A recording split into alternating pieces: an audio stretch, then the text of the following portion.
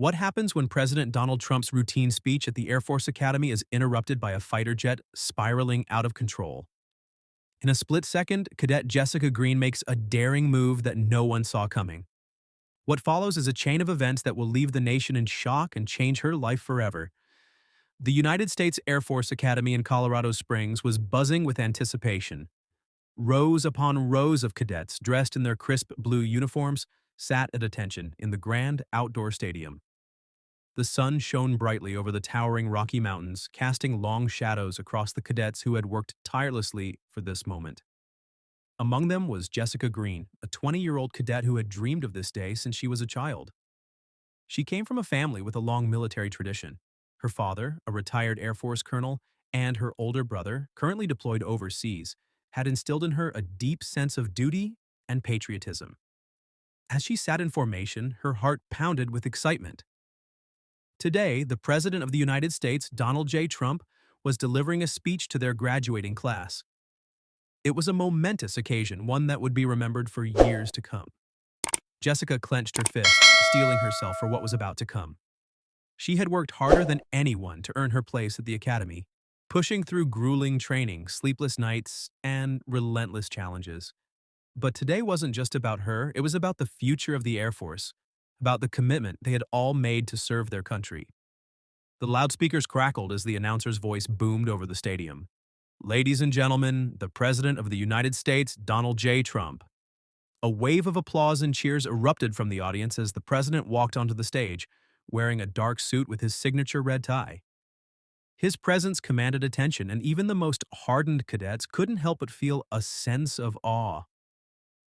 Jessica straightened her back, her eyes locked on the stage. She had no idea that in just a few moments, everything would change. Donald Trump approached the podium with his usual confidence. The crowd quieted as he scanned the sea of cadets, each one a symbol of the nation's strength and resilience. He took a deep breath, then began. "It's an incredible honor to stand before the finest young men and women in America today. You have dedicated yourselves to serving this great nation, and let me tell you, there is no greater calling than defending the land of the free and the home of the brave."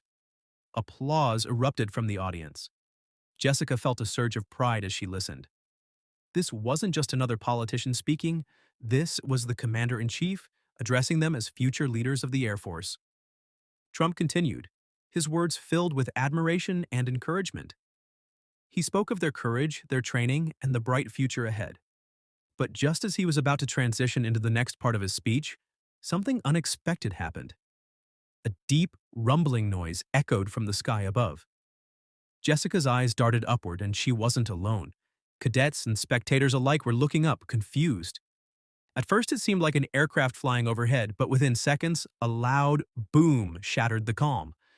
The entire stadium shook. Gasps and cries of shock spread through the crowd. Secret Service agents immediately moved toward the president, their hands on their earpieces, scanning the sky for danger. Jessica's instincts kicked in. She had trained for crisis situations, but this was different. Something felt off. She turned to her squadmate, Ethan Carter, who was just as stunned. "What was that?" Ethan whispered. Before she could answer, another boom sounded, this time closer. Then, over the loudspeakers, a voice cut through the confusion. "Code Red! All personnel remain in place. This is not a drill." The tension in the stadium skyrocketed. Jessica's pulse raced.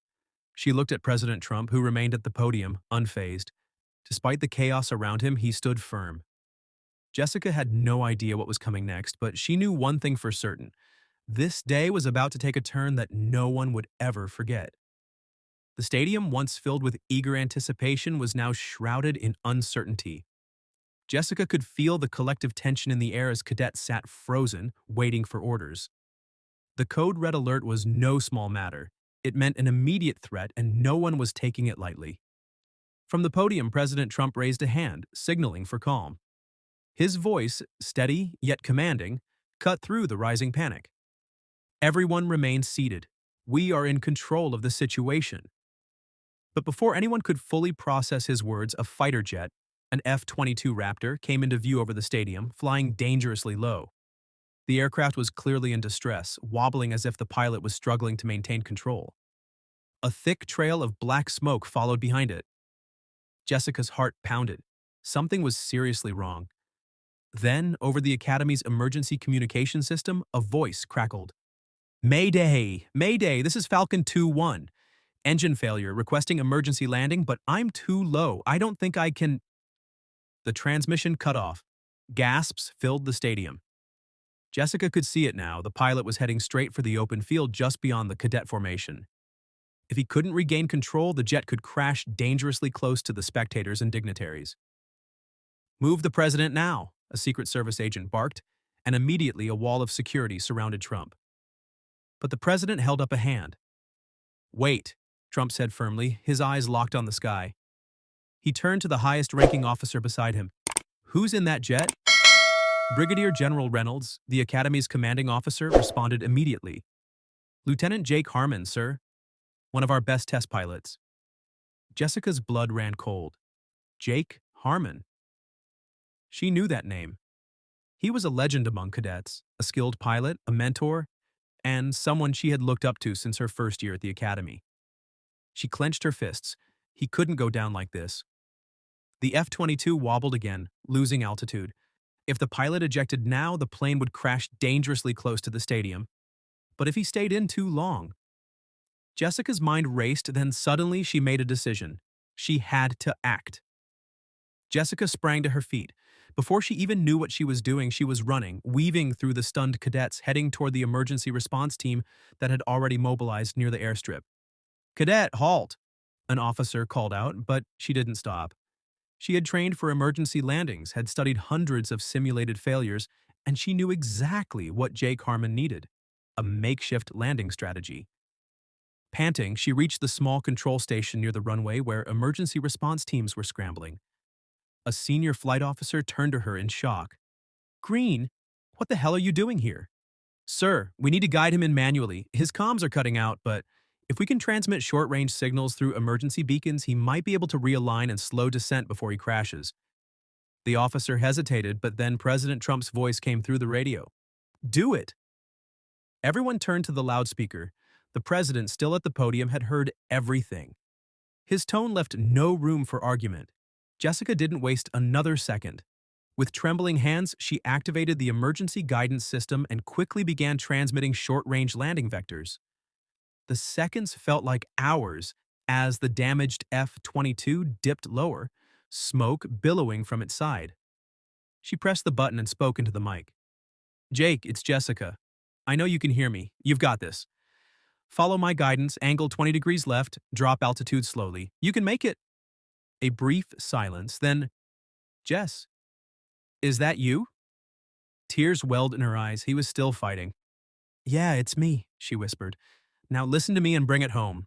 Jessica gripped the controls, her pulse pounding in her ears. Every second counted. Jake Harmon's voice came back over the radio, weak but determined. "I've lost primary controls. Backup systems are failing. I don't know if I can hold her." Jessica swallowed the lump in her throat. She couldn't let doubt creep in. Not now. "You can do this, Jake." She adjusted the emergency beacon's signal to guide him in manually. "Drop your speed to 250 knots. Deploy landing gear manually if possible." The control tower was silent except for the occasional static from the radio. President Trump remained at the podium, watching intently. Secret Service agents were on edge, but no one dared move him now. A moment later, Jake responded, "Landing gears stuck. No deployment." Jessica's heart skipped a beat. That meant he'd have to belly land. A risky, dangerous maneuver. If he miscalculated, the jet could flip or explode on impact. A senior flight officer cursed under his breath. "We need fire crews on standby. Now!" The F-22 was approaching fast.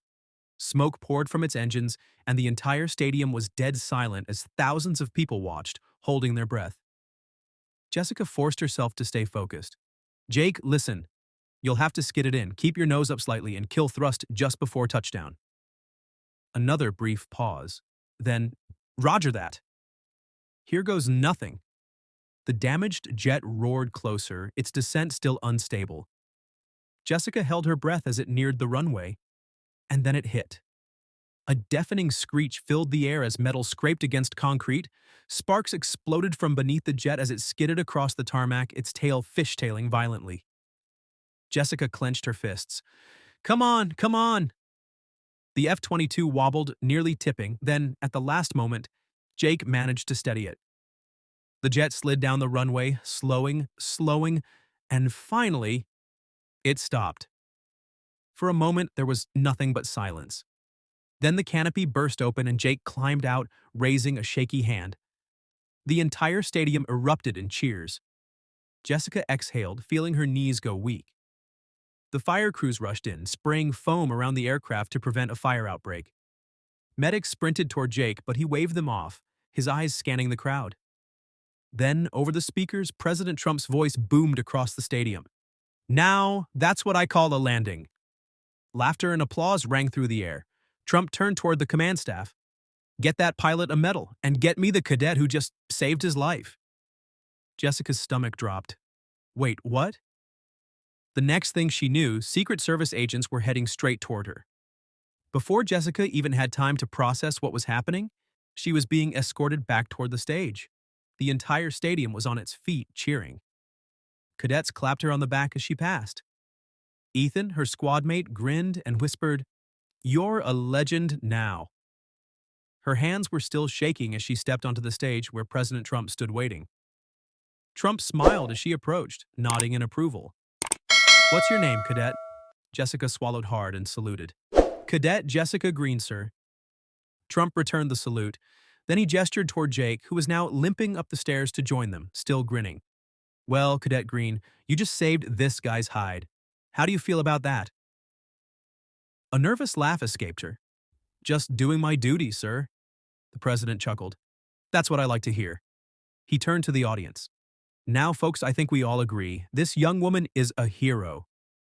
The crowd roared in agreement. Then, in front of thousands of cadets, generals, and dignitaries, Trump did something unexpected. He reached up and removed the Commander-in-Chief challenge coin from his pocket, a rare token of personal recognition.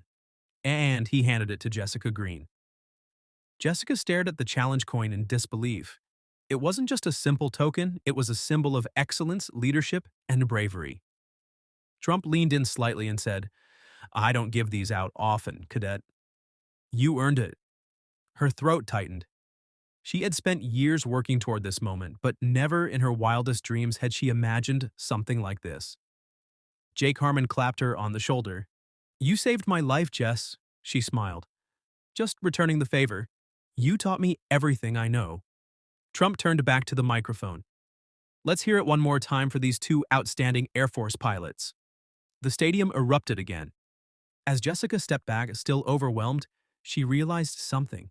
This moment would define the rest of her life. She had always dreamed of serving her country. Now she had proven that she was ready.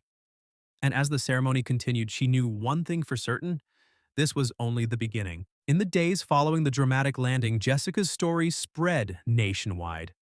News outlets ran headlines like, Cadet saves Air Force pilot in spectacular emergency landing. President Trump honors heroic Air Force cadet. She received calls from top Air Force officials, offers for elite training programs, and even a personal letter from the Secretary of Defense. But for Jessica, the greatest honor was hearing from her family. Her father, a retired colonel, called her with tears in his voice. Your brother just called from overseas. He said, That's my sister, and she's the best damn pilot in the Air Force. Jessica smiled, gripping the challenge coin tightly. She had always wanted to make a difference, and now she knew without a doubt she already had.